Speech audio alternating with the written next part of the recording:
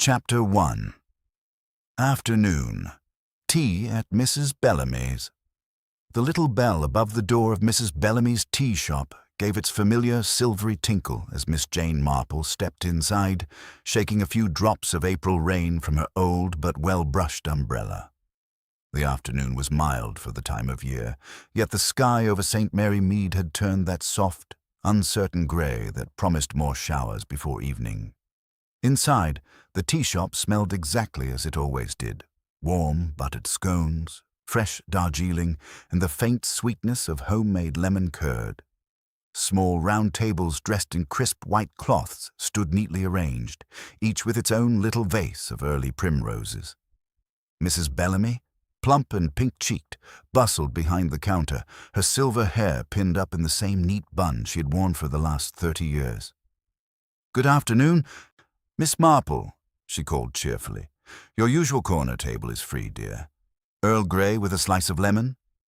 "You're very kind, Mrs. Bellamy," Miss Marple replied, her voice gentle and precise. "That would be perfect." She made her way to the small table tucked beside the window that looked out onto the high street. From here she could watch the quiet comings and goings of the village without appearing to do so, a position she had occupied many times before. She settled herself comfortably, smoothing the folds of her tweed skirt, and took out her knitting, a soft blue shawl for young Mrs. Harmon's expected baby. The shop was pleasantly busy.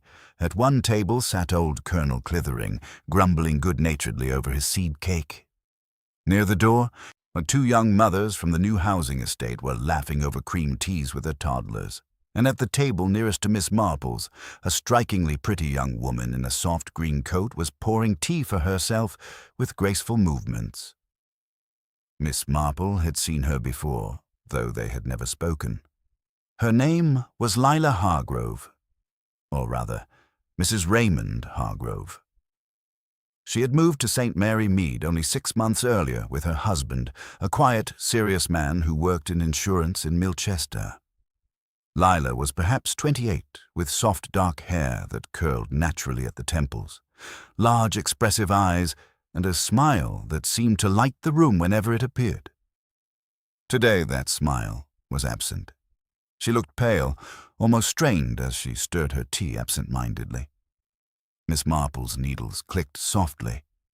She was not one to stare, but she could not help noticing the slight tremor in Lila's hand as she lifted the cup to her lips. The bell tinkled again. A tall, well-dressed man in his early 30s entered, his dark hair slightly damp from the rain. He scanned the room quickly and, seeing Lila, made straight for her table.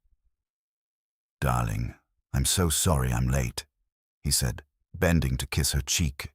His voice carried easily in the quiet room. The train from London was delayed again.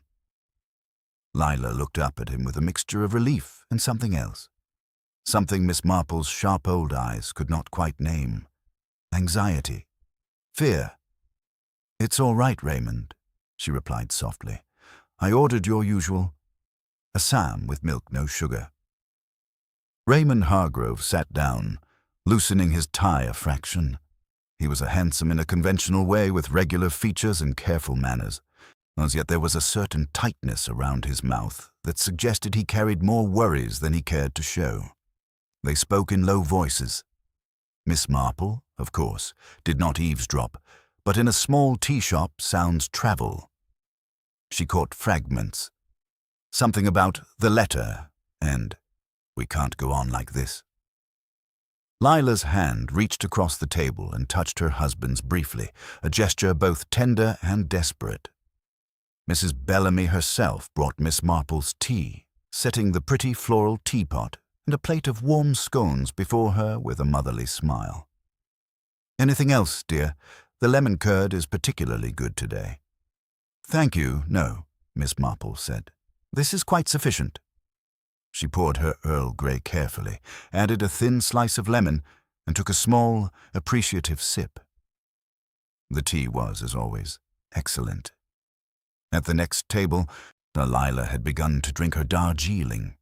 She took 2 small sips, then a larger one, closing her eyes for a moment as though the warmth comforted her. Then she set the cup down, reached for the sugar bowl, and added one more spoonful, stirring slowly. Miss Marple's needles paused for the briefest instant. The sugar bowl. It was the same one that had been on Lila's table when she first sat down. A small, white china bowl with a silver spoon. Yet something about the way Lila stirred now seemed different. Before Miss Marple could examine the thought, a sudden change came over the young woman. Lila's hand flew to her throat. A soft gasp escaped her lips.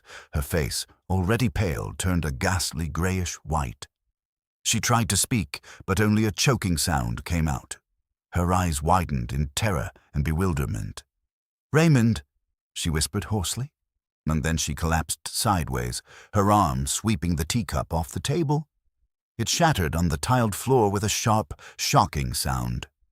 For one frozen second, the entire tea shop seemed to hold its breath. Then chaos erupted. "Mrs. Hargrove," Raymond cried, leaping to his feet and catching his wife before she slid to the floor. "Lila, my God, someone help!" Colonel Clithering was on his feet at once. "Stand back, give her air."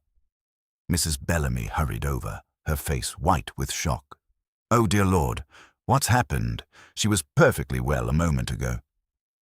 Miss Marple remained seated, but her blue eyes were sharp and alert. She noticed several things at once. The broken teacup, the spilled Darjeeling soaking into the white tablecloth, and the sugar bowl, which had tipped over in the commotion, scattering a few white crystals across the table. Raymond was cradling his wife's head, his face ashen. "She's not breathing properly. Call a doctor, quickly." One of the young mothers had already run out to fetch Dr. Haydock from across the street. The colonel was loosening Lila's scarf. Mrs. Bellamy stood wringing her hands, repeating helplessly, but she only had tea, just ordinary tea. Miss Marple rose quietly and moved a little closer, though she did not crowd the scene. Her gaze rested for a long moment on the overturned sugar bowl. Among the scattered crystals, something caught the light, a tiny, almost invisible fragment of something that did not look quite like sugar. She said nothing. Dr. Haydock arrived within minutes, his old black bag in hand. One look at Lila Hargrove was enough. He knelt beside her, felt for a pulse, listened to her chest, and then looked up with a grave face. "I'm afraid she's gone," he said quietly. "It looks like some sort of poisoning, and a very rapid one at that." A horrified murmur ran through the little group. "Poison," Raymond Hargrove repeated, his voice breaking. "But that's impossible. She was drinking tea the same as always. Who would—" His eyes, wild with grief and disbelief, swept the room. Miss Marple stood very still, her knitting bag still clutched in her hands. Her mind, however, was already moving swiftly, sorting impressions, noticing small inconsistencies, remembering tiny details that others would soon forget. The sugar bowl, the way Lila had stirred her tea the second time, the look of sudden terror in the young woman's eyes, not just the fear of death, but the shock of betrayal. Mrs. Bellamy was sobbing quietly now. "My lovely tea shop. How could such a thing happen here?" Colonel Clithering cleared his throat. "Best call the police, Haydock. This is clearly no natural death." As the doctor went to telephone, Miss Marple returned slowly to her table. She sat down again, picked up her knitting, and allowed her fingers to resume their steady rhythm. But her thoughts were far from the soft blue wool. A young woman, pretty, seemingly happy, newly settled in a quiet village, had died within minutes of drinking her tea, in public, in broad daylight, in the most innocent of settings, and only Miss Marple had noticed that the sugar in the bowl on Lila Hargrove's table had not looked quite right. She took another small sip of her now cooling Earl Grey and sighed very softly. "Dear, dear," she murmured to herself, "how very unpleasant, and how very clever." Outside, the April rain began to fall again, gentle and steady, washing the streets of St. Mary Mead as though nothing at all had happened. But something had happened, and Miss Marple, in her quiet corner, had already begun to wonder exactly what it was. Chapter 2. The First Threads. The rain had settled into a steady drizzle by the time Inspector Slack arrived at Mrs. Bellamy's tea shop. He was a brisk, no-nonsense man from Milchester CID, with a sharp face and an even sharper manner that rarely endeared him to the gentlefolk of St. Mary Mead. Today, his expression was particularly sour. A sudden death by poisoning in a tea shop was not the sort of case he enjoyed. Too public, too emotional, and far too likely to involve tiresome village busybodies. Doctor, as Haydock had already covered Lila Hargrove's body with a clean tablecloth from the back room. The other customers had been politely but firmly asked to remain. Colonel Clithering stood near the window, arms folded, looking every inch the retired military man who expected order to be restored immediately. Mrs. Bellamy sat on a chair behind the counter, dabbing her eyes with a lace handkerchief, her usual cheerful pink cheeks now blotchy with shock. Miss Marple remained at her corner table, knitting quietly. No one had asked her to leave, and she had not offered to go. Her presence was so unobtrusive, so much a natural part of the tea shop's furniture, that even Inspector Slack barely glanced at her at first. Raymond Hargrove, however, was another matter. He sat hunched on a wooden chair, elbows on his knees, staring at the floor. His face was the color of old parchment. Every few moments his shoulders gave a convulsive shudder, as though the reality of his wife's death kept striking him anew.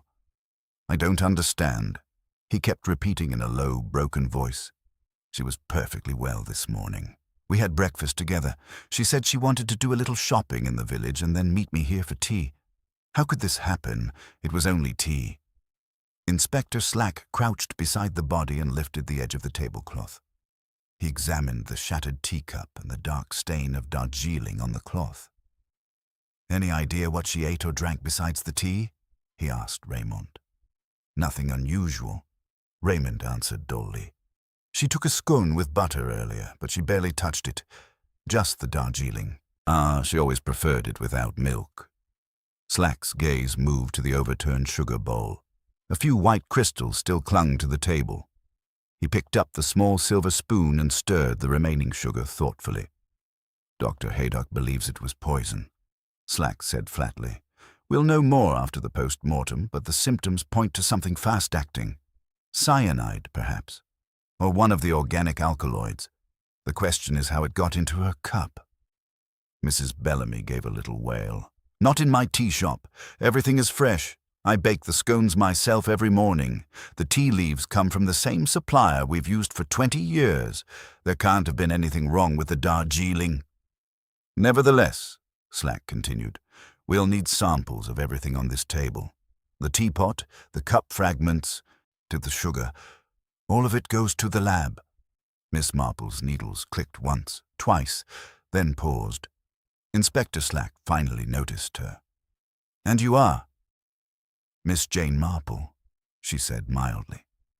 "I was sitting at the next table when it happened." Slack's eyebrows rose a fraction. He had heard the name before, usually accompanied by groans from his colleagues in Milchester. "Ah, the famous Miss Marple. Well, madam, if you saw anything suspicious, now would be the time to mention it." Miss Marple folded her knitting neatly and looked up at him with her clear blue eyes. "I saw very little, Inspector. Mrs. Hargrove seemed rather preoccupied when she arrived. She drank her tea, added sugar, and then, well, you know the rest. But I did notice one small thing." "And what was that?" Slack asked, his tone already impatient. "The sugar bowl," Miss Marple said gently. "When Mrs. Hargrove first sat down, she did not use it. Her tea was already poured, and she drank the first few sips without sugar. It was only after her husband arrived and they spoke for a few minutes that she reached for the bowl and added a spoonful. I thought at the time that the crystals looked slightly different. A little coarser, perhaps. Or perhaps it was only the light." Slack stared at her for a long moment, then gave a short laugh. "Sugar that looks different. That's your great observation, is it?" "Madam, People don't usually drop dead from coarse sugar." "Quite so," Miss Marple agreed placidly. But one does wonder why she chose to sweeten her tea only after her husband joined her. Raymond Hargrove lifted his head sharply at that. His eyes, red-rimmed, they fixed on Miss Marple with something between disbelief and hostility. "What are you suggesting?" he demanded. "That I had something to do with this? My own wife?" "Oh dear, no," Miss Marple said quickly, her voice full of gentle concern. "I'm suggesting nothing of the kind, Mr. Hargrove. I'm merely observing what I saw. In a small village like ours, small details sometimes matter more than one expects." Colonel Clithering cleared his throat. "Miss Marple has a remarkable eye for detail, Inspector. I've seen it before. If she says the sugar looked odd, I'd advise you to have it examined carefully." Slack muttered something under his breath about meddling old ladies, but he nevertheless instructed his sergeant to bag the sugar bowl and its contents with particular care. Dr. Haydock, who had been standing quietly by the door, now spoke. "Oh, I'll perform the post-mortem this evening, but from the rapid onset and the convulsions, I'd stake my reputation. It was cyanide. The smell of bitter almonds was faint but unmistakable when I first examined her." A heavy silence fell over the room. Cyanide, the word itself seemed to poison the air. Raymond buried his face in his hands. She had no enemies. None. We moved here to get away from the noise of London, to start fresh. She was the kindest person. Everyone liked her. Miss Marple studied him quietly. There was real grief in his voice, raw and unmistakable. Yet beneath it, she sensed something else. A tension, a guardedness that went beyond the shock of sudden widowhood. She had seen that look before in other men who carried secrets. Mrs. Bellamy, still trembling, offered tea to everyone present. Most declined, but Miss Marple accepted a fresh cup of Earl Grey. As she sipped it, she allowed her thoughts to wander over the small tapestry of village life. Lila Hargrove had been charming, yes, but not entirely at peace. Miss Marple had noticed the way the young woman's eyes had sometimes followed certain people on the high street with a mixture of longing and unease. There had been whispers. Nothing definite, only the soft rustle of gossip that always accompanied a pretty newcomer. About a possible friendship with young Dr. Leonard, the new assistant at Dr. Haydock's surgery. And then there was the matter of the anonymous letters that had begun appearing in certain letterboxes 2 weeks earlier. Miss Marple had received one herself, though she had burned it immediately. And it had spoken vaguely of secrets in the tea shop and a woman who smiled too sweetly. She had dismissed it at the time as the work of some spiteful busybody. Now she was not so sure. Inspector Slack began taking formal statements. When he reached Miss Marple, she answered simply and truthfully, repeating her observation about the sugar. She did not mention the anonymous letter or her vague suspicions about Lila's friendships. Those things, she felt, were not yet ready to be shared. As the body was finally removed on a stretcher, covered respectfully with a sheet, Raymond Hargrove followed it out into the rain, his shoulders bowed. For a moment, he paused at the doorway and looked back into the tea shop, his eyes resting briefly on the table where his wife had died, and the expression on his face was one of utter desolation. And something more. Regret, perhaps, or guilt. Miss Marple felt a small pang of pity for him. Grief was a heavy burden, and when mixed with secrets, it could crush a man. Outside, the drizzle continued. The primroses in the window boxes drooped under the weight of water. Life in St. Mary Mead would go on, as it always did after tragedy. The shops would open tomorrow, the church bells would ring on Sunday, and people would speak in hushed voices for a week or two before the story faded into village legend. But for Miss Marple, the story was only just beginning. She finished her tea, folded her knitting, and rose to leave. As she passed the table where Lila had sat, she paused for one last look, and a single primrose had fallen from the little vase and lay beside the dark tea stain like a small, pale tear. Miss Marple bent and picked it up gently, pressing it between the pages of her small notebook. "Poor child," she murmured under her breath. "You came to our quiet village looking for peace. Instead, you found death hidden in something as innocent as sugar." She stepped out into the rain, opening her umbrella with a soft click. Behind her, the tea-shop bell gave one last mournful tinkle. The threads of the mystery had begun to tangle, and somewhere in St. Mary Mead, someone was already pulling them tight. Chapter 3. Whispers in the Village. The news of Lila Hargrove's death spread through St. Mary Mead with the swiftness of a summer cold. By the following morning, it seemed every shopkeeper, every postman, and every woman hanging out her washing had heard the details, or at least a highly colored version of them. Mrs. Bellamy's tea shop remained closed for the day, its windows dark and its pretty primroses wilting sadly behind the glass. A small handwritten notice on the door simply read, "Closed due to unforeseen circumstances." Miss Marple, however, was not one to let unforeseen circumstances interfere with her morning routine. She put on her second-best hat, took up her basket, and set off for the high street under a pale April sun that had finally broken through the clouds. Her first stop was the butcher's, where Mr. Tiddler was sharpening his knives with rather more vigor than usual. "Terrible business, Miss Marple," he said, wrapping a pound of lamb chops with unnecessary force. "Poison in a teacup in our own village. And I always said that London folk bring trouble with them. Nice-looking girl, too. Shame." Miss Marple nodded sympathetically. "Indeed it is sad. Did you know Mrs. Hargrove well?" "Not really," Mr. Tiddler admitted. "She bought a nice joint of beef once or twice." Always polite. "But my missus said she saw her talking very earnestly with young Dr. Leonard outside the surgery last week. Looked a bit too friendly, if you ask me." Miss Marple made a small non-committal sound and moved on. At the post office, Miss Hartnell, that indefatigable organizer of good works, was holding court. "It's a scandal," she declared, her voice booming across the counter. "A young woman struck down in the prime of life. And in a public place. I blame modern morals. These young couples come down from London thinking they can behave as they like. Mark my words, there's more to this than meets the eye." Miss Weatherby, standing beside her, gave a delicate shiver. "They say it was cyanide. Such a dreadful poison. So quick. One moment you're enjoying your tea, the next—" She left the sentence unfinished, her handkerchief pressed to her lips. Miss Marple purchased a book of stamps and listened quietly. She had long ago learned that the post office was one of the best listening posts in the village. "Have the police been asking questions?" she inquired mildly. "Oh, yes," Miss Hartnell replied.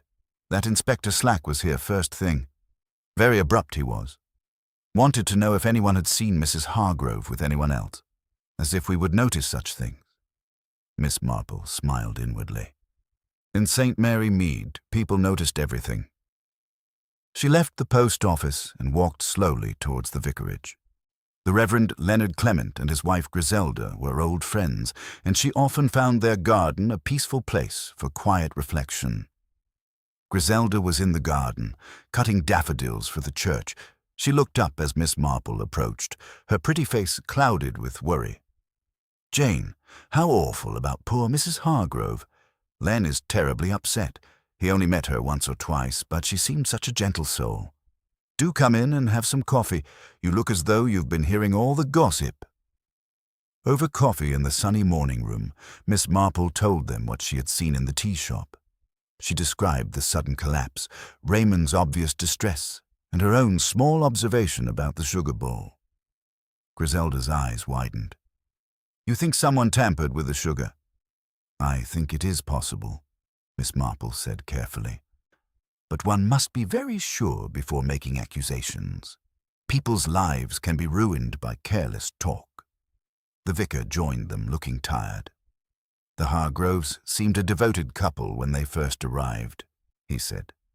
"But I did sense a certain strain in Mrs. Hargrove lately.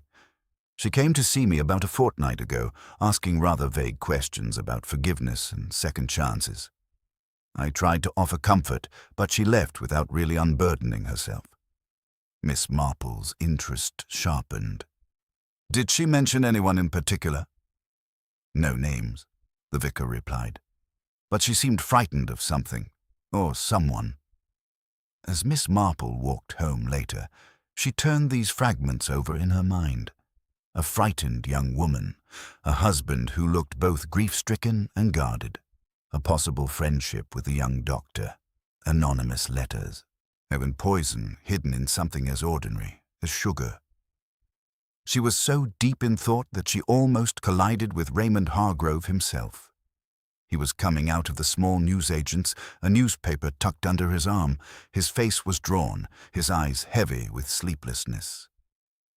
"Miss Marple," he said, recognizing her. His voice was hoarse. "You were there yesterday.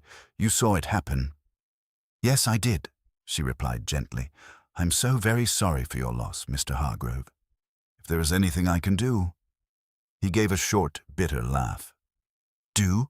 What can anyone do? My wife is dead, poisoned in front of half the village, and the police already look at me as though I'm the chief suspect." Miss Marple studied him with quiet compassion. "Grief is a lonely thing, Mr. Hargrove, but sometimes sharing even a small part of it can lighten the burden." He hesitated, then suddenly seemed to make up his mind. "Walk with me a little way, will you? I can't face going back to that empty cottage yet." They walked slowly along the lane that led towards the church. Raymond spoke haltingly at first, then with increasing emotion. "Lila and I had been married for 4 years. We were happy enough in London, but she always wanted a quieter life. When I was offered a transfer to the Milchester branch, she begged me to take it. She said she needed a fresh start. I thought it was because of the pace of city life, but now—" He stopped, swallowing hard. "Now I wonder if she was running away from something, or someone." Miss Marple walked beside him in silence, letting him talk. "There were letters," he continued, "anonymous ones. They started arriving about 3 weeks ago. They hinted that Lila had a past. That she wasn't the innocent village wife she appeared to be. I burned them. I didn't want to upset her. But she must have received some too. She changed after that. Became nervous. Watchful. And then there was Dr. Leonard. She said he was only helping her with some minor health matter, but I saw them talking once. She looked animated in a way she hadn't been with me for months." He stopped and turned to Miss Marple, his eyes desperate. "I loved her, Miss Marple. Truly. But I wasn't blind. There were cracks in our marriage. Small ones at first, then wider. If someone killed her, it must have been because of those secrets. But who? And why in such a public way?" Miss Marple laid a gentle hand on his arm. "Secrets have a way of coming out, Mr. Hargrove, especially in a small village. As the important thing now is to discover the truth before more harm is done." They parted at the lych gate. Raymond looked a little calmer, though the weight of sorrow still bowed his shoulders. Miss Marple watched him walk away, then turned towards her own cottage. Once inside, she sat by the window with her knitting. The blue shawl was growing steadily, row after careful row. As her needles clicked, her mind worked even faster. The poison had been in the sugar. Of that she was almost certain now. Someone had replaced the ordinary sugar with poisoned crystals, but only enough to affect one person. That meant the murderer had known exactly which table Lila would sit at, and had acted quickly and boldly. It also meant the murderer had been in the tea shop that afternoon or had an accomplice who was. So Miss Marple thought of the anonymous letters. Someone in the village had known Lila's secrets, or claimed to. Jealousy, perhaps, or fear of exposure, a hidden affair that had turned dangerous. She remembered the look on Lila's face just before she collapsed. That flash of betrayal mixed with terror. It had not been the face of someone expecting death from a stranger. It had been the face of someone who suddenly realized the person she trusted had turned against her. The afternoon light slanted across the garden. In the distance, Miss Marple could see the church spire rising peacefully above the trees. St. Mary Mead looked as innocent as ever, but innocence, she knew, was often only a thin veil. Somewhere in the village, a killer was going about their daily business, buying bread, posting letters, smiling at neighbors, while carrying the knowledge of murder in their heart. Miss Marple put down her knitting and stared out at the quiet street. "Human nature is very much the same everywhere," she murmured, "and jealousy is one of its oldest and ugliest faces." She would need to speak to Dr. Leonard. She would need to find out more about those anonymous letters, and, most importantly, she would need to discover exactly what Lila Hargrove had been so afraid of. The tea shop killing was no random tragedy. It was a carefully planned act of vengeance or self-preservation. And Miss Marple, with her gentle voice and sharp blue eyes, had every intention of untangling the threads before the killer struck again. Chapter 4. The Doctor's Secret. The following morning dawned bright and clear, the kind of spring day that made the gardens of Saint to Mary Mead burst with colour and tempted even the most cautious souls to leave their windows open. Miss Marple, however, was not tempted by the weather. She had a purpose. After a light breakfast of toast and marmalade, she put on her sensible walking shoes and made her way to Dr. Haydock's surgery. The waiting room was half full when she arrived. Old Mrs. Palkin with her rheumatism, the young gardener from the vicarage with a cut finger, and a few others whose ailments were more gossip than genuine complaint. Miss Marple took a seat near the window and picked up an old copy of The Lady, though her eyes were not really on the fashion plates. Dr. Haydock's young assistant, Dr. Leonard, was the one who eventually called her in. He was a tall, good-looking man in his early 30s, with kind brown eyes and a gentle manner that had already made him popular with the ladies of the village.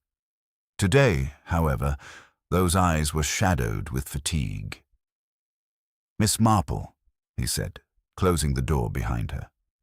"What can I do for you? Nothing serious, I hope." Miss Marple settled herself in the chair opposite his desk and smiled faintly. "Nothing that a tonic couldn't cure, my dear doctor. But I did not come for myself. I came to talk about poor Mrs. Hargrove." Dr. Leonard's hand, which had been reaching for his prescription pad, stilled. He looked at her steadily for a moment, then sighed and sat back. "I was expecting this," he said quietly. "The whole village is talking, and Inspector Slack has already been here twice. What do you want to know, Miss Marple?" "The truth," she replied simply. "You were seen speaking with Mrs. Hargrove on several occasions. She came to you for medical advice, I believe." Dr. Leonard ran a hand through his hair. "Yes, she consulted me about certain matters. Nothing criminal, I assure you. She was having trouble sleeping and was suffering from anxiety. She asked me to keep it confidential, which I did." Miss Marple nodded. "And did she confide in you the cause of that anxiety?" The young doctor hesitated. Professional ethics warred visibly with his obvious distress. Finally he spoke, his voice low. "She was afraid, Miss Marple. She told me she had received threatening letters. Anonymous, of course. They accused her of destroying someone's happiness. They warned her to leave St. Mary Mead or face the consequences. So she was terrified that her husband would find out and that it would ruin their marriage." Miss Marple's needles were not in her hands today, but her fingers moved as though they were twisting an invisible thread. "Did she mention who might have sent them?" "No names, but she hinted that there was a woman in the village who had reason to hate her. Someone who believed Lila had stolen her chance at happiness." Dr. Leonard leaned forward, his face earnest. "I liked Mrs. Hargrove. She was gentle and sincere. Whatever mistakes she may have made in the past, she was trying to build a better life here. I advised her to go to the police, but she was too frightened of scandal." Miss Marple studied him carefully. There was genuine sorrow in his voice, and something warmer, Affection, perhaps, though carefully controlled. And you became quite friendly with her, didn't you, Doctor? A faint flush rose on Dr. Leonard's cheeks. I suppose we did talk more than was strictly necessary. She was lonely in a way her husband didn't seem to understand. Raymond is a good man, but he's wrapped up in his work. Lila needed someone to listen. I listened. That is all. Miss Marple did not press him further on that point. Instead, she asked, "Did you notice anything unusual in the tea shop that afternoon? You were not there, I believe." "No, I was at the surgery, but I heard the commotion from across the street and ran over immediately after Dr. Haydock called me. By the time I arrived, she was already gone." His voice cracked slightly. "If I had been there earlier, if she had told me more—" "You must not blame yourself," Miss Marple said kindly. "We cannot see into other people's hearts completely. But tell me, did Mrs. Hargrove ever speak of anyone specific? A woman, perhaps?" Dr. Leonard thought for a moment. "Once she mentioned a name, almost in passing. Mrs. Gresham. She said she had met her at a church fete, and that the woman had looked at her with such coldness that it frightened her. I didn't think much of it at the time." Miss Marple's interest quickened. Mrs. Gresham, Edith Gresham, was a widow who lived in the large house at the end of the lane near the mill. She was a handsome woman in her late 30s, known for her sharp tongue and her generous contributions to village causes. She had been engaged once, many years ago, but the man had broken it off and left the country. Since then she had lived quietly, but with an air of bitter dignity. "Thank you. Doctor," Miss Marple said, rising. "You have been most helpful, and if I may offer a word of advice, be careful. Secrets have a way of spreading, and in a murder case, even innocent friendships can be misunderstood." Dr. Leonard nodded grimly. "I understand." Miss Marple left the surgery and walked slowly toward the churchyard. She often found that walking among the old gravestones helped her thoughts to settle.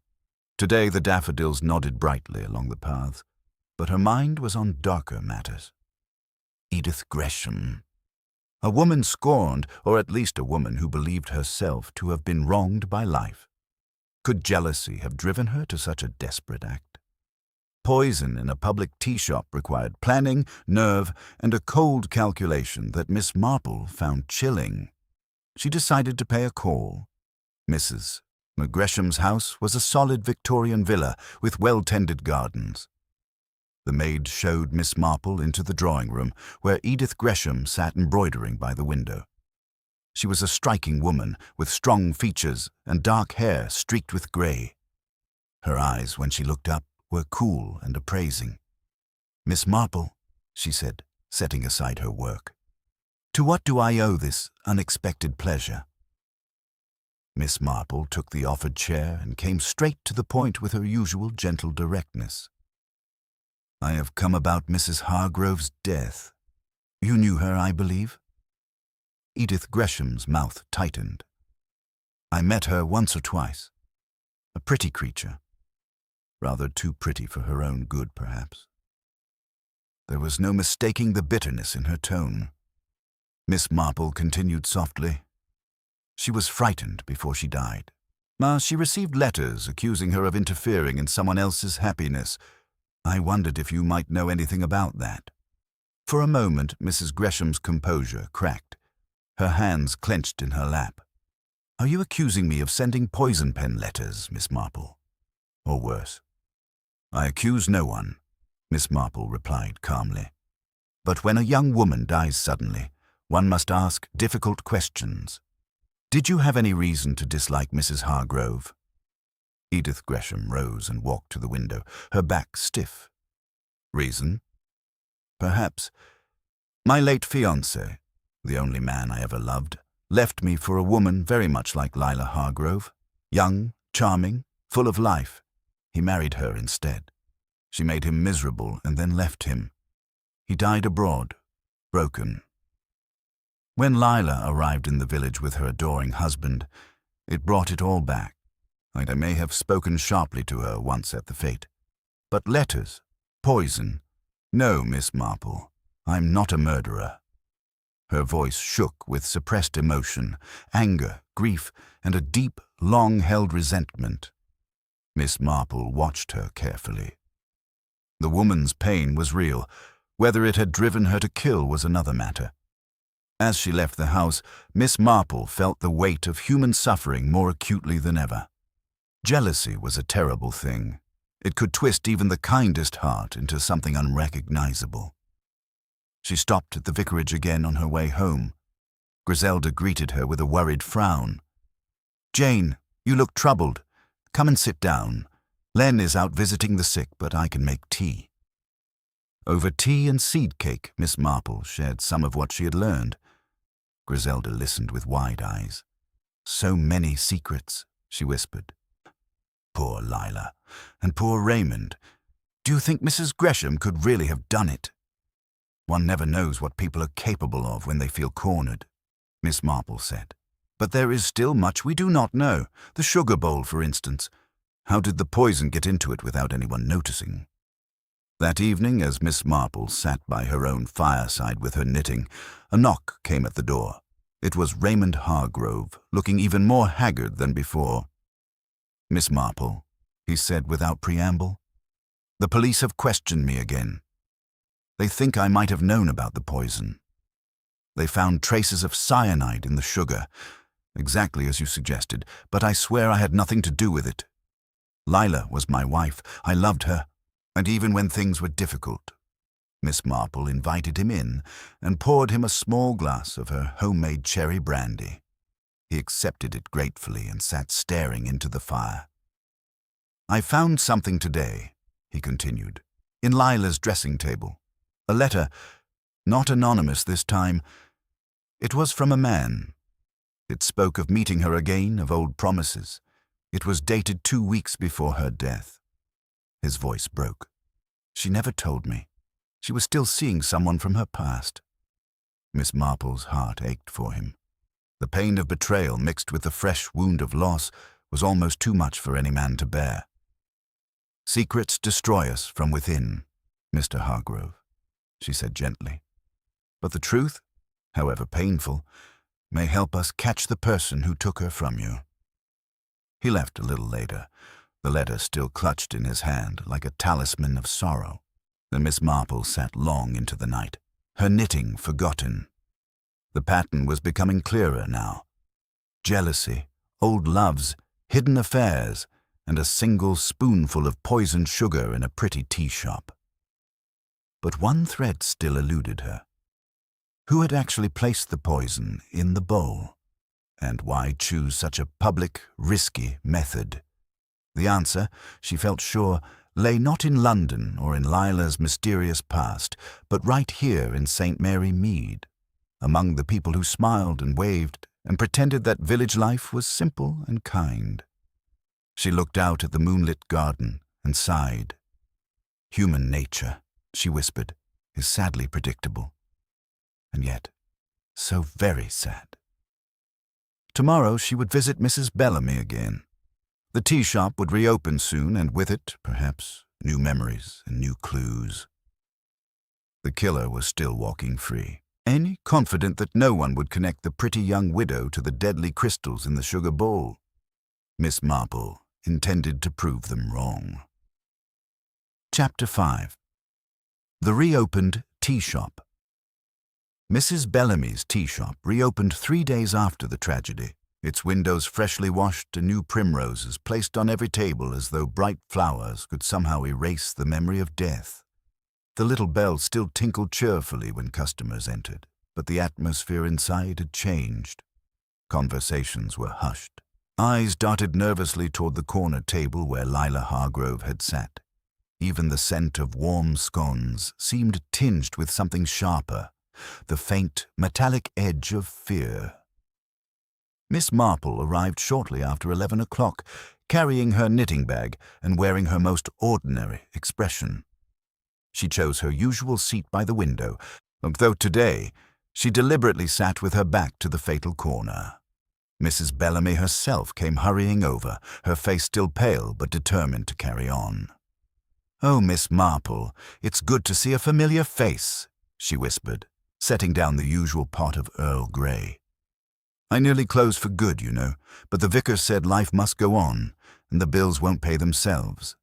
Still, every time I look at that table—" She shuddered. "I've had the tablecloth changed 3 times, but I can still see the stain in my mind." Miss Marple poured her tea with steady hands. "You are being very brave, Mrs. Bellamy. These things are shocking, but the innocent must not suffer for the guilty. Tell me, has anyone been asking questions about the sugar bowls?" Mrs. Bellamy lowered her voice even further. "The police took all the old ones away, and I bought new ones yesterday from the shop in Milchester, identical, mind you. White china with a little blue forget-me-not pattern. But I check every bowl myself now before I put it out. I can't bear the thought of it happening again." Miss Marple nodded sympathetically. "Very wise. And the afternoon it happened. Did you notice anyone unusual near Mrs. Hargrove's table? Anyone who might have lingered by the sugar bowl?" Mrs. Bellamy thought hard, wiping her hands on her apron.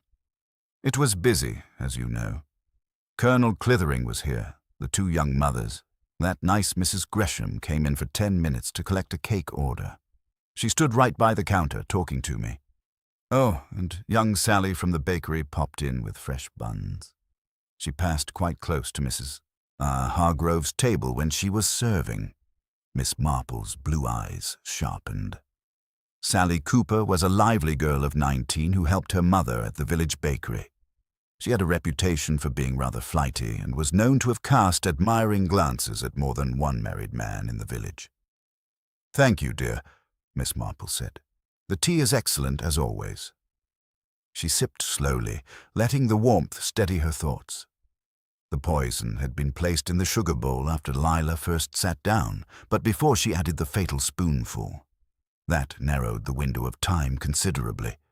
Someone had acted quickly and boldly, right under the noses of 6 people. As she knitted, Miss Marple observed the other customers. Colonel Clithering was back in his usual place, attacking a slice of fruitcake with military precision. He caught her eye and gave a solemn nod. "Bad business, Miss Marple," he muttered when she paused by his table on her way to the counter. "Police still sniffing around. They questioned me for 20 minutes yesterday, as if I'd poison a pretty young woman over a cup of tea." "Ridiculous," Miss Marple smiled gently. "No one suspects you, Colonel, but perhaps you noticed something small that day. A movement, a gesture." The Colonel frowned, thinking, "Can't say I did. I was reading my paper, though I do remember Mrs. Gresham looking rather sharply at the Hargroves' table when she came in. Didn't speak to them, just collected her cake and left. Seemed in a hurry." Miss Marple stored that away. She finished her tea and decided to walk to the bakery. The morning air was fresh, carrying the scent of newly turned earth from the allotments. Where Sally Cooper was behind the counter when Miss Marple entered, arranging fresh Chelsea buns in the window. The girl's pretty face looked strained, and there were dark circles under her eyes. "Good morning, Sally," Miss Marple said warmly. "Those buns look delicious. I'll take 6 for my neighbor's children." Sally wrapped them carefully, but her hands trembled slightly. "Terrible what happened to Mrs. Hargrove, isn't it, Miss Marple? Right here in the village, makes you wonder who could do such a wicked thing." "Indeed it does," Miss Marple agreed. "You were in the tea shop that afternoon, I believe, delivering buns." Sally's cheeks flushed. "Only for a minute. Mum sent me. I didn't stay. I just put the tray down and left." Miss Marple regarded her kindly. "You seemed upset when you passed Mrs. Hargrove's table. Was something worrying you?" The girl bit her lip, then suddenly burst out, "It's not fair, Miss Marple. Everyone's looking at me sideways now. Just because I talked to Mr. Hargrove a few times. He was kind to me when I had trouble with my bicycle last month. That's all. Mrs. Hargrove saw us chatting once and gave me such a look. Like I was trying to steal her husband, but I wasn't. I swear I wasn't." Tears welled in Sally's eyes. Miss Marple patted her arm gently. There, my dear. Young hearts are easily bruised.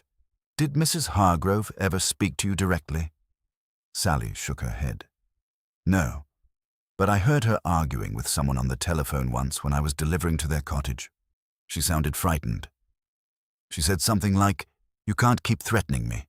I'll tell everything if you don't stop." Then she hung up quickly when she saw me. Miss Marple's mind raced. Another piece of the puzzle. A telephone call, a threat, fear in Lila's voice. She left the bakery with her buns and walked slowly home, stopping briefly at the church to sit in a quiet pew. The stained glass windows cast colored patterns across the stone floor. Here, in the cool silence, she let the threads come together. Jealousy from Mrs. Gresham over an old heartbreak. Possible romantic interest from Dr. Leonard. Raymond's growing suspicion of his wife's past. Sally Cooper's innocent but misinterpreted friendship with Raymond. And now, a mysterious telephone threat that had frightened Lila. Someone had hated Lila enough to kill her in the most public and humiliating way possible. Not with a quiet dose in her own home, but in the heart of village life, where everyone would see and remember. Miss Marple thought of the sugar bowl again. Replacing the sugar required access and nerve. Mrs. Bellamy had been busy. Sally had passed close by. Mrs. Gresham had stood near the counter. Even Raymond himself had arrived after the tea was poured. Any one of them could have done it. That afternoon, Inspector Slack appeared at Miss Marple's cottage unannounced. He looked harassed. "Miss Marple," he said without preamble, "I hear you've been asking questions all over the village. I'd appreciate it if you'd leave the detecting to the police." Miss Marple offered him a chair and a cup of tea, which he accepted grudgingly. "I only talk to people, Inspector," she said mildly. "Old ladies are allowed to be curious. Sis, have you discovered how the cyanide got into the sugar?" Slack sighed. "Lab confirms it was mixed with ordinary sugar crystals. Someone ground up cyanide tablets and carefully blended them. Clever work. Enough to kill one person, but not enough to be obvious at a glance. The murderer must have prepared the poisoned sugar in advance and swapped the bowls or the contents at the right moment." Miss Marple nodded. "And the motive?" "Looks like jealousy or blackmail," Slack admitted. "We found more letters in Lila's things. She was being threatened by someone who knew about an affair she had before marriage, with a married man in London. The letters said if she didn't leave Raymond, the whole story would come out." Miss Marple's eyes saddened. "Poor child. She came here hoping for a new life, but the past followed her." Slack stood to leave. "If you hear anything useful, Miss Marple, I expect you to tell me. No amateur heroics." "Of course, Inspector," she said sweetly. After he left, Miss Marple sat for a long time by her window, watching the evening light fade across the garden. The blue shawl was nearly finished now. She tied off the last row with care. Human emotions were so tangled, love turning to bitterness, kindness mistaken for flirtation, old wounds that never healed. Someone in St. Mary Mead had let those emotions fester until they became deadly. She thought of Edith Gresham's cold eyes, Sally's tears, Dr. Leonard's guilty affection, and Raymond's broken grief. One of them had planned this murder with cold precision. Miss Marple picked up the finished shawl and folded it neatly. Tomorrow she would deliver it to young Mrs. Harmon. And on the way, she would pay one more call, this time to the telephone exchange. Old Miss Pollitt, who ran it, had sharp ears and an even sharper memory for voices. The net was closing, slowly but surely. In the quiet of her cottage, Miss Marple allowed herself a small, determined smile. "People think they can hide their sins in a small village," she murmured. "But sins have a way of showing themselves, often in something as simple as a spoonful of sugar." The tea shop secret was beginning to unravel, and Miss Marple was determined to see the pattern clearly before anyone else paid the price. Chapter 6. Voices on the Line. The telephone exchange in St. Mary Mead was a small, cluttered room at the back of the post office, presided over by Miss Mabel Pollitt. She was a thin, The sharp-featured woman in her 50s who wore her hair in a tight bun and her curiosity like a second skin. Few calls passed through her switchboard without Miss Polet forming an opinion about them. She considered it part of her duty to the community. Miss Marple arrived the next morning carrying a small pot of her best gooseberry jam as a peace offering. Miss Polet's eyes lit up at the sight of it. "Why, Miss Marple, how kind! You always remember my weakness for gooseberry. Do come in and sit down. The morning rush is over." They settled in the little back room with cups of strong tea. Miss Marple came to the point gently, as was her way. "I wonder if you can help me, Miss Polet. It concerns poor Mrs. Hargrove. I understand she made several telephone calls in the weeks before her death. So you have such a wonderful memory for voices." Miss Polet preened slightly, though her expression remained properly solemn. "Indeed I do. One has to, in my position. Mrs. Hargrove did ring several times. She spoke quietly, but there was always a note of worry in her voice. One call in particular stands out. It was about 10 days before the terrible event. She asked to be connected to a number in London. I remember because she repeated the number twice, as if she were nervous." Miss Marple leaned forward a little. "Did you happen to overhear any of the conversation?" Miss Polet hesitated only a moment. The jam pot gleamed invitingly on the table. "Not the whole thing, of course, but when I plugged in, I couldn't help catching a few words. She said, 'I told you it was over. You must stop this. And if Raymond finds out—'" Then she listened for a long time. Her voice became quite agitated. She said, "No, I won't meet you. It's too dangerous now." After that, she rang off quickly. Miss Marple's fingers traced the pattern on her teacup. A man's voice on the other end, I suppose. "Oh, yes. Deep, rather cultured. He sounded angry. I only caught one phrase clearly. 'You owe me this much.' Then silence." Miss Marple nodded thoughtfully. "And were there other calls? Local ones, perhaps?" Miss Polet's eyes brightened with the pleasure of being useful. 2 or 3 to Dr. Haydock's surgery. She asked for Dr. Leonard specifically. Once she rang Mrs. Gresham's house. That call was very short. Mrs. Gresham answered herself. I heard Mrs. Hargrove say, 'Please, you must believe me. I never meant any harm.' Mrs. Miss Gresham replied quite sharply. I couldn't catch the exact words, but the tone was icy. Then Mrs. Hargrove hung up. She sounded close to tears. Miss Marple sat quietly for a moment, absorbing the information. The pattern was growing clearer, yet still blurred at the edges. An old lover from London who refused to let go. A local doctor who offered comfort. A bitter widow who saw in Lila a painful echo of her own lost happiness. And now, direct contact between Lila and Edith Gresham. "You have been most helpful, Miss Polet," she said warmly. "One more small thing. Did anyone else ask you about Mrs. Hargrove's calls after her death?" Miss Polet shook her head. "Only Inspector Slack, and he was very official about it. He wrote everything down, but didn't seem to think much of village telephone gossip." Miss Marple smiled. "Ah, inspectors sometimes overlook the small things. Thank you again for the tea." She left the exchange with a heavy heart. The picture of Lila Hargrove that was emerging was not that of a wicked woman, but of a frightened one.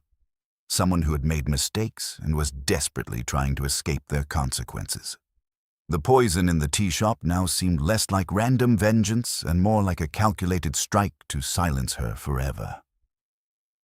That afternoon, Miss Marple decided to call on Edith Gresham once more. The large house looked as imposing as ever, but the gardens seemed less carefully tended today, as though their owner's mind was elsewhere. Mrs. Gresham received her in the drawing-room again, but this time there was no embroidery. She looked tired, her strong features drawn. "You've come back, Miss Marple," she said without warmth. "So I suppose the whole village is whispering my name by now." "Not everyone," Miss Marple replied gently. "But I have learned that you spoke with Mrs. Hargrove on the telephone shortly before her death." She sounded distressed. Would you tell me what was said?" Edith Gresham gave a short, bitter laugh. Distressed. She had reason to be. I told her plainly what I thought of women who smile sweetly while destroying other people's lives. She claimed she had done nothing wrong, that the past was the past. I reminded her that some wounds never heal. That was all. Miss Marple studied the other woman's face. Anger was there, certainly, and long-buried pain. But was there guilt as well? "Mrs. Gresham," she said softly, "did you hate Lila Hargrove enough to wish her dead?" The question hung in the air like smoke. Aunt Edith Gresham's hands clenched on the arms of her chair. "Hate is a strong word, Miss Marple. I disliked her. She reminded me too much of the girl who took my fiancé from me years ago. But murder? No, I am not a fool. Poisoning someone in a public tea shop would be madness. I have lived with disappointment for a long time. I would not throw away my freedom for the sake of a pretty stranger." There was dignity in her denial, yet Miss Marple sensed the effort it cost her. Jealousy could burn quietly for years and then flare into something uncontrollable. As Miss Marple walked home through the lengthening shadows, she met Dr. Leonard coming the other way. He stopped when he saw her, his face troubled. "Miss Marple, I've been thinking about our conversation. There's something I should have told you. Lila came to see me the day before she died. She was very upset. She said she had received another letter. This one slipped under her door during the night. It contained a single sentence. 'One spoonful will end it all.' She thought it meant suicide. I tried to calm her, told her to speak to her husband, but she was terrified he would leave her if he learned the full truth about her past." Miss Marple felt a chill that had nothing to do with the evening air. "One spoonful," she repeated. The murderer was taunting her, playing with her fear. Dr. Leonard nodded miserably. "I blame myself. I should have insisted she go to the police. Instead, I gave her a mild sedative and told her to rest. If I had been more forceful." "You did what you thought was kind," Miss Marple said. "Kindness is never wasted, even when it cannot prevent tragedy." They parted, both lost in their own thoughts. That evening, Raymond Hargrove came to Miss Marple's cottage again. He looked thinner, as though grief were eating him from within. In his hand, he carried a small bundle of letters tied with ribbon. "I found these hidden in Lila's writing desk," he said, his voice raw. "Love letters from before we were married, from a man named Victor Lang. He was married at the time. Lila broke it off when she met me, or so she claimed. But the last letter is dated only a month ago. He wrote that he was coming to Milchester on business and wanted to see her. She never replied, at least not in writing." Miss Marple took the letters with gentle hands. "You are being very brave in facing this, Mr. Hargrove." "Brave?" He gave a hollow laugh. "I feel like a fool. I thought we had a chance at happiness here. Instead, someone killed her because of secrets I never even knew existed. The police now think I might have found out and poisoned her myself in a fit of jealousy. Can you imagine? I loved her." Tears stood in his eyes. Miss Marple offered him tea and sat listening as he spoke of his wife. Her laughter, her small kindnesses, the way she had tried so hard to make their new life perfect. The human pain in his voice was unmistakable and deeply moving. When he left, Miss Marple sat alone by the fire. The blue shawl lay finished on the table, a small symbol of ordinary life continuing. The threads were almost all in place now. An old lover who would not let go, a jealous widow, a kind but naive young doctor, a frightened girl at the bakery, and a husband discovering too late the depth of his wife's hidden fears. Yet one crucial piece was still missing. The actual moment the poisoned sugar was placed in the bowl.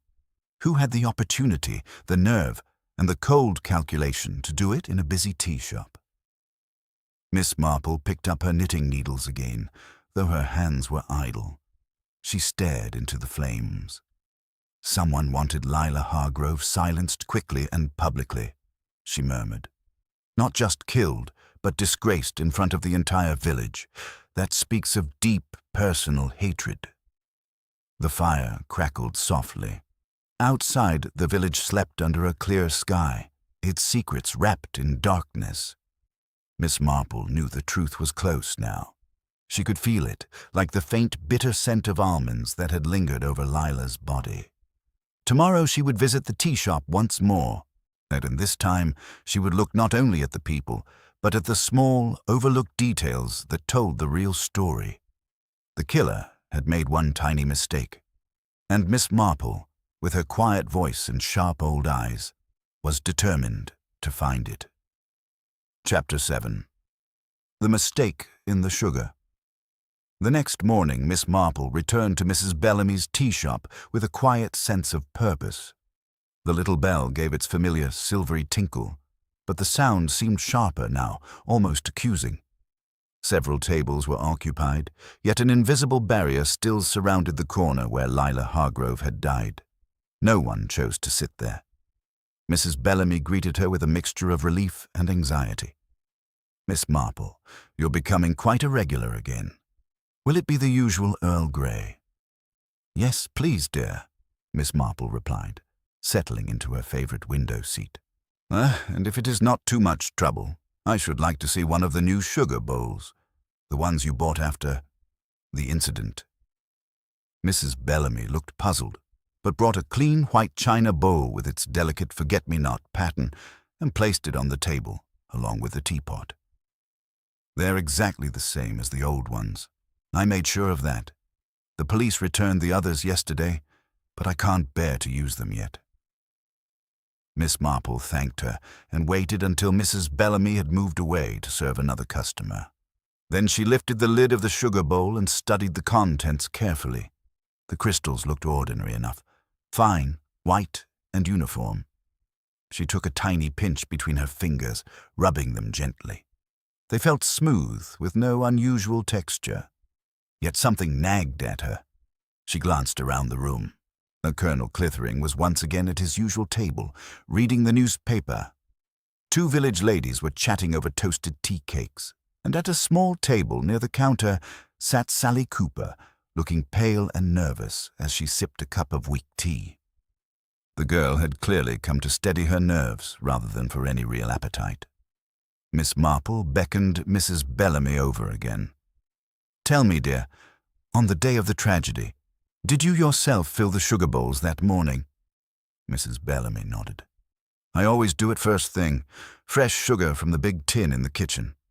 I remember filling every bowl myself because we had a large order for a bridge party later that day. And no one else touched them before the customers arrived.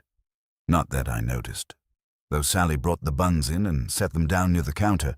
Now, she might have passed the tables." Mrs. Bellamy lowered her voice. "But she's a good girl, Miss Marple. A bit silly with the boys, but not wicked." Miss Marple smiled reassuringly. "Of course. One must be careful not to jump to conclusions." She poured her tea and added a careful half-spoonful of sugar from the new bowl, stirring slowly. As she did so, her eyes drifted once more to the fatal corner. In her mind, she replayed the scene, Lila sitting alone, drinking without sugar at first. Raymond arriving. The low conversation. Then Lila reaching for the sugar bowl and adding a spoonful. The fatal spoonful. Why had she added sugar the second time when she had not done so at first? The answer came to her suddenly, clear and cold. Because someone had suggested it, or because the conversation itself had made her nervous. And nervous people often reach for small comforts. Miss Marple set down her spoon. She had missed something important that day. Not in what she saw, but in what she had failed to connect. She finished her tea quickly and crossed to Sally Cooper's table. The girl looked up with startled eyes. "May I join you for a moment, Sally?" Miss Marple asked gently. Sally nodded, twisting her napkin in her lap. "I suppose everyone thinks I had something to do with it now. Just because I like talking to Mr. Hargrove." Miss Marple sat down and spoke very softly. "My dear, I think you may have seen more than you realize. When you delivered the buns that afternoon, did you notice anyone near Mrs. Hargrove's table? Anyone who stopped even for a second?" Sally thought hard, her young face creased with effort. "I put the tray down on the counter. Mrs. Sue Gresham was standing there waiting for her cake. She asked me to pass her the sugar bowl from the next table because hers was empty. I did. I picked it up and gave it to her. She took a spoonful for her own tea, and then I think she put the bowl back on Mrs. Hargrove's table instead of the empty one. I didn't think anything of it at the time. It all happened so quickly." Miss Marple felt a small thrill of recognition, the tiny, overlooked detail. Mrs. Gresham had asked for the sugar bowl. She had handled it, and then she had placed it back, but on the wrong table. Or perhaps not by accident. "Thank you, Sally," Miss Marple said warmly. "You have been very helpful indeed. Try not to worry too much. The truth has a way of coming out." She left the tea shop and walked straight to the police station in Milchester, where Inspector Slack was reluctantly holding court. He looked up from his papers with a sigh when she was shown in. "Miss Marple, I suppose you've solved the case single-handed." "Not quite, Inspector," she replied calmly. "But I believe I know how the poison was introduced." Mrs. Gresham asked Sally Cooper to hand her the sugar bowl from Lila Hargrove's table. She used it, then returned it, possibly after adding something. The timing fits perfectly. Lila had not yet taken sugar. By the time she did, the bowl contained the poisoned crystals. Slack leaned back, frowning. "That's a serious accusation. Do you have proof?" "Only the word of a frightened girl and my own observation that the sugar looked slightly different when Lila stirred it the second time, but there is more. Mrs. Gresham had a strong motive, long-standing jealousy over a past betrayal that Lila reminded her of. She also spoke to Lila on the telephone and made threats, however veiled." Inspector Slack rubbed his chin. "We'll bring her in for questioning, but motive isn't enough. We need something solid." Miss Marple nodded. "Then perhaps you should search her house for cyanide, or for the container it came from. People who use poison often keep the remnants, and ask her about the anonymous letters. I believe she wrote them." Slack made a note, though his expression remained skeptical. "You've been busy, I see. Anything else?" "One small thing," Miss Marple said. "The poison was not meant to look like an accident. It was meant to be public and shocking, and that suggests the murderer wanted not only to kill Lila, but to punish her, to destroy her reputation, along with her life." She left the station and walked slowly back to St. Mary Mead. The spring afternoon was beautiful, with apple blossom drifting on the breeze, yet her heart felt heavy. Human beings could be so cruel to one another when old wounds were reopened. She stopped at the vicarage. Griselda greeted her with concern. "Jane, you look tired. Come and sit down. Len is visiting Mrs. Gresham, actually. She sent for him this morning. She said she needed spiritual comfort."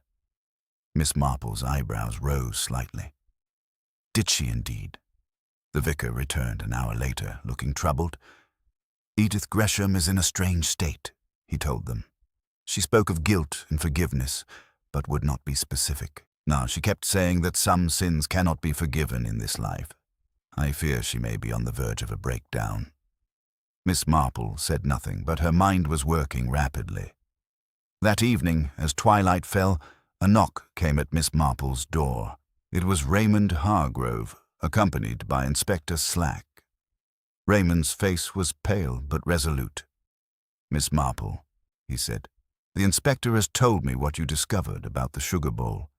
If Mrs. Gresham really did this, I need to understand why. My wife made mistakes, but she didn't deserve to die like that. In fear and pain, in front of everyone." Inspector Slack cleared his throat. "We searched Mrs. Gresham's house this afternoon. We found a small bottle of cyanide crystals in her garden shed, hidden behind some old flower pots. She used it for killing wasps, she claims. But the amount missing matches what was used in the sugar. She has no satisfactory explanation for her movements near the table. Miss Marple sighed softly. Poor woman. Jealousy is a terrible master. It can turn a decent person into something unrecognizable. Raymond looked down at his hands. I keep thinking, if I had been more attentive, if I had made Lila feel safer, perhaps none of this would have happened. She was trying to escape her past. Instead, it caught up with her in the worst way. There were tears in his eyes again. Miss Marple felt a deep wave of pity for him. Grief mixed with guilt was a heavy burden for any man. Inspector Slack stood. We'll charge her tomorrow. Thanks to your sharp eyes, Miss Marple, we may have our murderer. After they left, Miss Marple sat alone in her quiet sitting room, for the case was nearly complete. Yet something still felt unfinished. The human cost was so high, a young life ended, a husband shattered, a woman driven to murder by old pain. She picked up her knitting needles and began a new piece, a small blanket for the church bazaar. The steady rhythm soothed her. People are not puzzles to be solved and put away, she murmured to the empty room. They are living souls, full of hopes and fears and mistakes. Even the guilty ones deserve our understanding, if not our forgiveness. Outside, the village slept peacefully, but in one house a woman sat alone, facing the consequences of a single terrible act, committed in a moment of blind rage. Miss Marple worked on, her needles clicking softly in the lamplight. The final thread was almost in place. Tomorrow, she felt sure, and the whole pattern would be clear at last. Chapter 8. The Knitting Needles of St. Mary Mead. The church clock in St. Mary Mead struck 11 the next morning as Miss Marple made her way slowly along the high street. The spring air was soft and sweet with the scent of lilac, yet an unusual stillness hung over the village. Word had spread quickly. Mrs. Edith Gresham had been taken to Milchester Police Station for questioning. The tea shop murder was no longer a vague tragedy. It had a name, a face, and a motive rooted deep in human bitterness. Miss Marple carried her knitting bag as always, though today the needles lay idle inside. She had no heart for patterns just yet. Instead, she turned toward the vicarage, where she knew she would find understanding hearts. Griselda Clement met her at the door, her pretty face full of concern. Jane, come in quickly. The whole village is in an uproar. Len has gone to the police station to see if he can offer spiritual comfort to Mrs. Gresham. She asked for him, poor soul. They sat together in the sunny morning room. Miss Marple accepted a cup of coffee but barely touched it. It is a sad business, she said quietly. Edith Gresham was not an evil woman by nature. She was a woman who had nursed a wound for many years until it poisoned her soul. When Lila Hargrove arrived, young, charming, and seemingly happy, it was like seeing her own lost happiness mocked all over again. The anonymous letters began as an outlet for her anger. Then fear that her own secrets might be exposed pushed her further. Finally, hatred made her plan the one thing she believed would end her torment. Griselda shivered. To poison someone in such a public way, in our little tea shop. It seems so cold. Not cold, Miss Marple corrected gently. Desperate. She wanted Lila not only dead, but disgraced. Everyone would remember the pretty young wife who collapsed over her tea.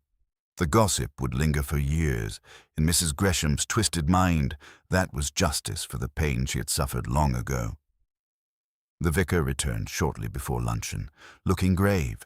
He sank into his chair and accepted a glass of sherry from his wife. Edith has confessed, he said heavily. Not everything, but enough. She admitted swapping the sugar bowls, or rather, tampering with the one on Lila's table when Sally handed it to her. She had prepared the poisoned sugar at home, grinding the cyanide carefully and mixing it with ordinary crystals. She carried a small amount in an envelope in her handbag that day. When Sally passed her the bowl, she added the poisoned sugar under cover of her own teaspoon, then placed the bowl back on Lila's table instead of the empty one. It was daring, but in the bustle of the tea shop, no one noticed. Miss Marple nodded slowly. And the motive? She spoke of her fiancé, the man she loved who left her for a woman very much like Lila. She said seeing Lila laugh and plan her future here reopened every old wound. The letters were meant to frighten Lila away. When that failed, she decided on something more final. She claims she only meant to make her ill at first, but once the idea took hold, she could not stop. At the end, she wept bitterly and said, "I never thought it would feel like this. So empty." A long silence fell in the pleasant room. Outside, birds sang in the garden as though nothing had changed. Raymond Hargrove arrived at Miss Marple's cottage that afternoon. He looked older, the lines on his face deeper, but there was a quiet dignity in his bearing now that the worst was known. "Miss Marple," he said, taking the chair she offered, "I came to thank you. Without your sharp eyes and your understanding of human nature, the truth might never have come out. Or worse, I might have remained under suspicion forever." Miss Marple poured him tea with her usual care. "My dear Mr. Hargrove, I wish the truth had been kinder. Your wife made mistakes, as we all do, but she was trying to build something better here. She did not deserve such an end." Raymond stared into his cup. "I keep remembering small things. The way she would smile when she thought I wasn't looking. How she tried so hard to make our cottage feel like home. I was wrapped up in my work, in my own worries. If I had listened more, perhaps she would have confided in me about the letters, about her fears. Instead, she faced it all alone." His voice broke slightly. Miss Marple reached out and patted his hand with grandmotherly gentleness. "Grief teaches us many things," she said softly. "Chief among them is that love is never wasted, even when it ends in sorrow. You gave Lila a chance at happiness. Hold on to the good memories. They are all any of us truly leave behind." They sat together for a long while, speaking quietly of ordinary things. The garden, the changing seasons, the small kindnesses of village life. When Raymond left, his shoulders were a little straighter. The healing would take time, but it had begun. Later that evening, Miss Marple walked once more to Mrs. Bellamy's tea shop. It was nearly closing time, but the little bell still welcomed her. Mrs. Bellamy looked up from wiping tables, her face tired but hopeful. "It feels different now, doesn't it?" she said. "Knowing the truth. Terrible, but somehow cleaner." Miss Marple chose her usual corner table. "Truth often is, my dear. Painful at first, but necessary. May I have a pot of Earl Grey, and perhaps one of your excellent scones?" As she sat sipping her tea, Colonel Clithering stopped by her table on his way out. "Well, Miss Marple," he said gruffly, "you've done it again. The sharpest knitting needles in St. Mary Mead, that's what they're calling you now, though I still say it was a nasty business." Miss Marple smiled faintly. "Human nature can be very nasty indeed, Colonel. But it can also be very sad. We must try to understand both." She remained until the last customer had gone and Mrs. Bellamy began turning out the lights. The corner table where Lila had died stood empty, freshly laid with a clean cloth and a small vase of fresh primroses. Life, Miss Marple thought, had a way of continuing. Quietly, stubbornly, even after the darkest moments. As she walked home through the quiet lanes, the stars were beginning to appear. She thought of Edith Gresham sitting in a cold police cell, of Raymond Hargrove alone in his cottage, of young Sally Cooper who would learn to be more careful with her affections, and of Dr. Leonard who would carry a small regret for the rest of his days. Each of them had been touched by the tragedy. Each had been changed by it. Miss Marple reached her own cottage and let herself in. She hung up her coat, lit the lamp, and took out her knitting. The new blanket for the church bazaar was growing steadily. Row after careful row, each stitch neat and precise. She worked for a while in peaceful silence, the click of the needles the only sound in the room. "Dear, dear," she murmured at last, setting the work aside. How very sad it all was, and yet how very instructive. We think we can hide our feelings behind polite smiles and village routines, but they have a way of breaking through, sometimes with terrible consequences. She rose and drew the curtains against the night. Tomorrow the village would wake to another ordinary day. The tea shop would serve its customers. The church bells would ring, children would play in the lanes, and somewhere, slowly, the wounds would begin to heal. Now Miss Marple turned off the lamp and climbed the stairs to bed, her step light despite her years. In the darkness she whispered a small prayer for Lila, for Raymond, for Edith Gresham, and for all the flawed, struggling human souls who lived in St. Mary Mead and beyond. The tea shop's secret killing was solved, but the deeper mystery, the mystery of why people hurt one another when kindness would cost so little, remained, as it always had. And Miss Marple, with her gentle blue eyes and her sharp, understanding heart, would continue to watch, to listen, and to knit her small, steady stitches into the fabric of village life. For in the end, that was what mattered most. Noticing the tiny details, offering quiet compassion, and never forgetting that behind every crime, every secret, and every tragedy, there beat a human heart. Frightened, lonely, and in need of understanding. The end.